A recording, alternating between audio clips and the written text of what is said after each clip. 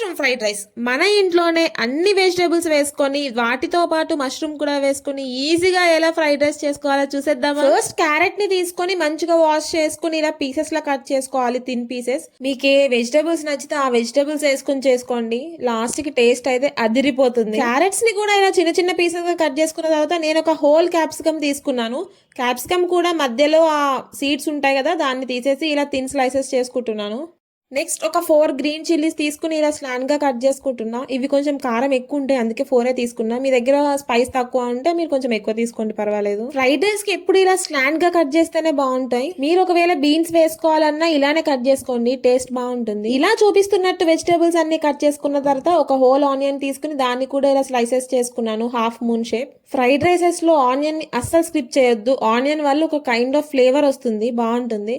దాంతో పాటు నా దగ్గర ఉన్న క్యాబేజ్ కూడా వేసేస్తున్నాను. దాన్ని కూడా హాఫ్ తీసుకున్నాను ఫస్ట్, కానీ అది ఎక్కువైపోతుందని చెప్పి దాంట్లో మళ్ళీ కొంచెమే వేస్తున్నాను. స్ప్రింగ్ ఆనియన్స్ కూడా వాష్ చేసుకొని ఇలా ఫస్ట్ అది కింద మొత్తం మట్టిలా అనిపించింది, సో అది కట్ చేసిన తర్వాత దాన్ని కూడా చిన్న చిన్న పీసెస్ గా కట్ చేసేసుకుంటున్నా. స్ప్రింగ్ ఆనియన్స్ కూడా హెల్త్ కి చాలా మంచిది కదా, మనం ఎలానో నార్మల్ గా తినము, అట్లీస్ట్ ఇలాంటి వాటిల్లో ఇంక్లూడ్ చేసుకుంటే ఆ హెల్త్ బెనిఫిట్స్ కూడా వస్తాయి. And obviously A fried rice అయినా స్ప్రింగ్ ఆనియన్స్ కంపల్సరీ ఉండాల్సిందే.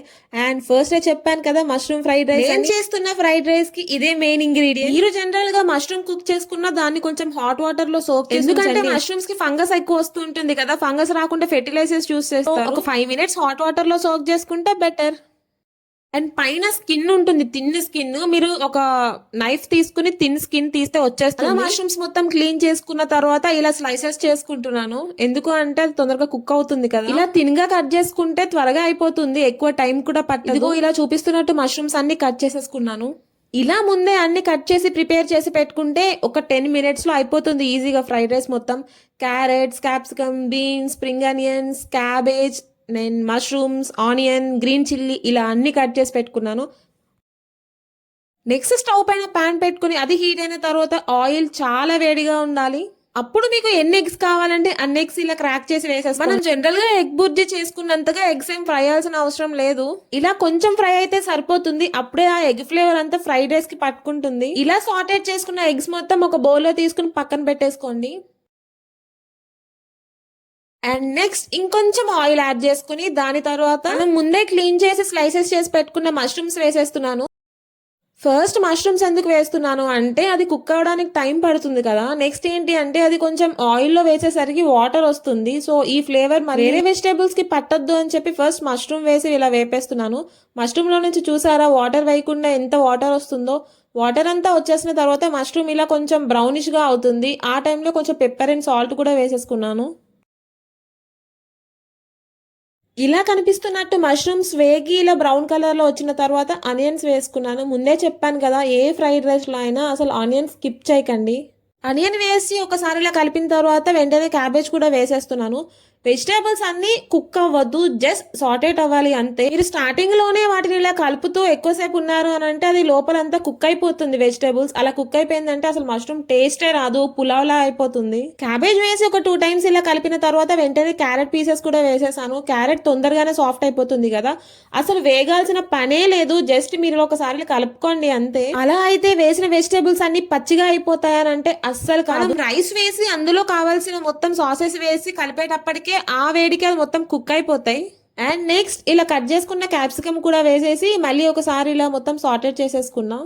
దాని తర్వాత గార్లిక్ కూడా యాడ్ చేశాను. ఇలా వెజిటబుల్స్ అన్ని యాడ్ చేసుకున్న తర్వాత ఇలా ఒక 2 minutes జస్ట్ అలా వదిలేసేయండి.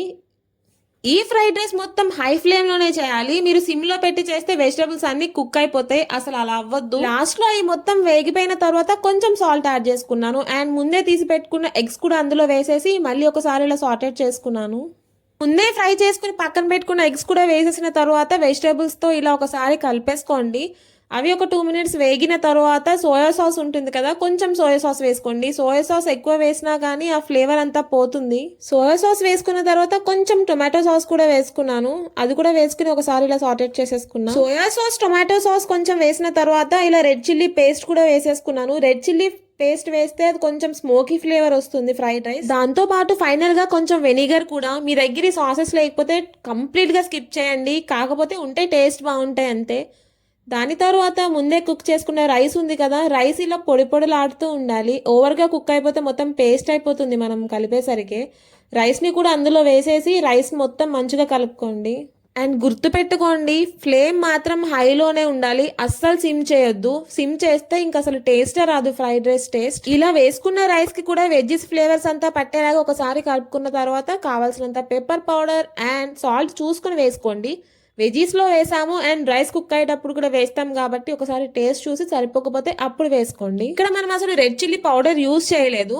సాల్ట్ అండ్ పెప్పర్ వేసిన తర్వాత మొత్తం కలుపుకున్న తర్వాత స్ప్రింగ్ ఆనియన్స్ ముందే కట్ చేసి పెట్టుకున్నాం కదా, ఫైనల్లీ స్ప్రింగ్ ఆనియన్స్ వేసి ఒక్క 1 minute ఇలా సాటేట్ చేసుకోండి, సరిపోతుంది. అంతకన్నా ఎక్కువ చేస్తే ఆ స్ప్రింగ్ ఆనియన్స్ కూడా మెత్తగా అయిపోతాయి, క్రంచీనెస్ ఉండదు వెజిటేబుల్స్ తో. అంతే, చూసారు కదా, చాలా సింపుల్ గా అయిపోతుంది. వెజిటేబుల్స్ అన్ని కట్ చేసుకోవడమే ఒక పెద్ద పని.